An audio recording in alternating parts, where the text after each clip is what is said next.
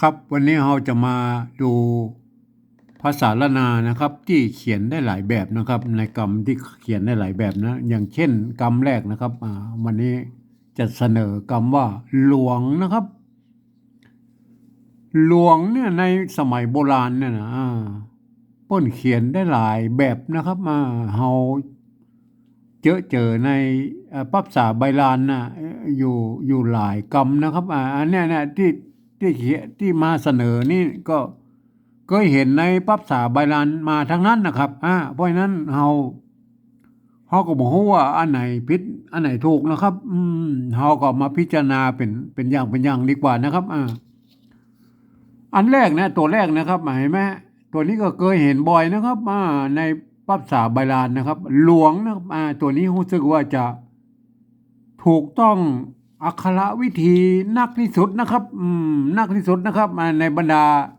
ไอ้สี่กรรมเนี่ยนะครับเห็นไหมฮะอักขระวิธียังไงนะครับอันนี้ไม่มันหลวงนี่กรรมนี้มาจากไม้กั่วนะครับ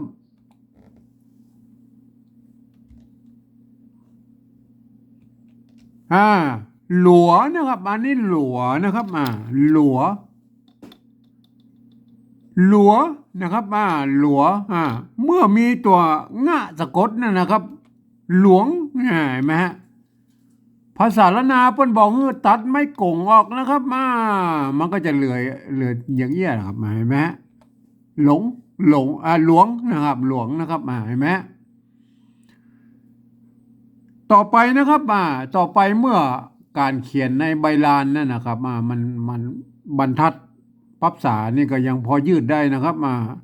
แต่ในใบลานนั่นมันบรรทัดมันแคบนะครับเพราะฉะนั้นเขาจะเขียน4 ชั้น3 ชั้น4 ชั้นเนี่ยมันจะยาวไปมันจะเลยบรรทัดไปนะครับเปิ้นก็เลยย้ายตัวว่าเนี่ยนะครับย้ายตัวว่าเนี่ยมันมาไว้ลุ่มตัวงะนี่นะครับแหมมันจะเกิดเป็นตัวที่3นี่ขึ้นมาเนี่ยไหมครับอันนี้คือเหตุผลที่โบราณเปิ้นเขียนมานะครับเห็นไหมมันมีเหตุผลอยู่นะครับสำหรับไอ้ตัวที่4เนี่ยเห็นไหมตัวที่4เนี่ยไอ้ตัวว่าอยู่ข้างบนเนี่ยเขาก็บอกว่าเหตุผลมันเป็นอย่างไรนะครับแต่ก็ยังเจอในกรรม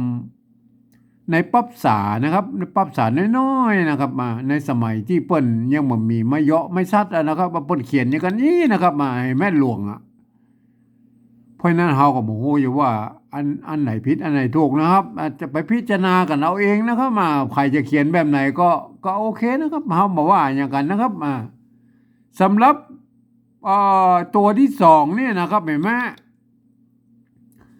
ในปัจจุบันนี้นะครับ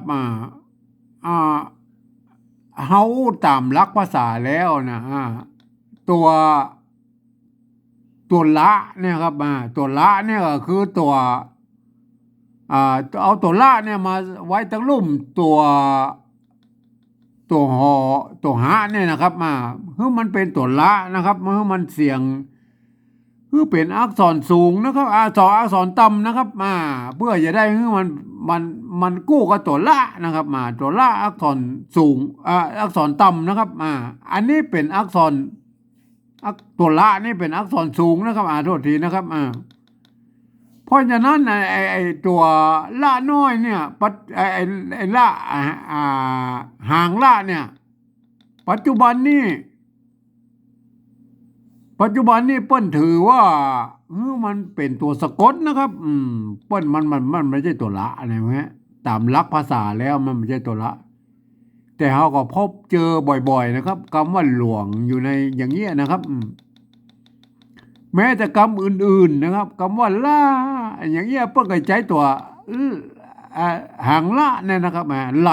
อย่างเงี้ยนะครับก็เจอบ่อยๆนะครับโบราณเปิ้นก็ใช้นะครับ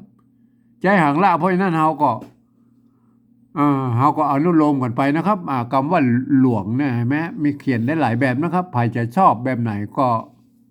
ไปพิจารณากันเอาเองนะครับวันนี้ก็ขอเอาแค่นี้ก่อนนะครับ